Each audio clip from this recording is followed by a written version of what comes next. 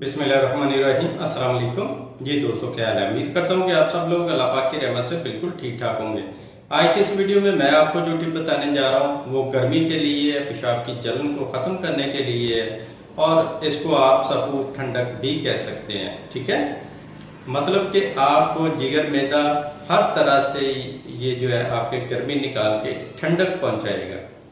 तो इसको मर्द औरतें सभी जो है इस्तेमाल कर सकते हैं और इसका 100% रिजल्ट आजमूदा नुस्खा है जो मैं आज आप लोगों के साथ शेयर कर रहा हूँ। बच्चों में सूखापन और कमजोरी को दूर करके उन्हें बनाता है हर पल सेहतमंद, तंदुरुस्त और तवाना। सेहतमंद जिंदगी की मजबूत बुनियाद। Unique herbal baby course.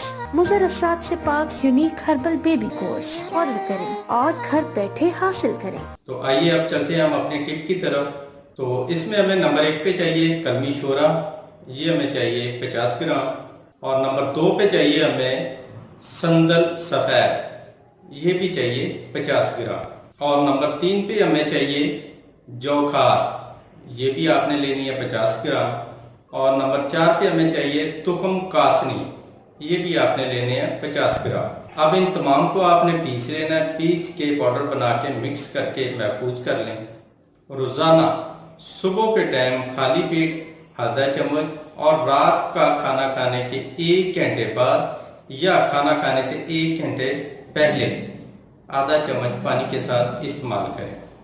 तो इंशाल्लाह 2 से 3 दिन के अंदर अंदर आपकी जो पेशाब की जलन है ये भी ठीक होगी और जिगर मैदे की गर्मी जो है वो भी ठीक हो जाएगी।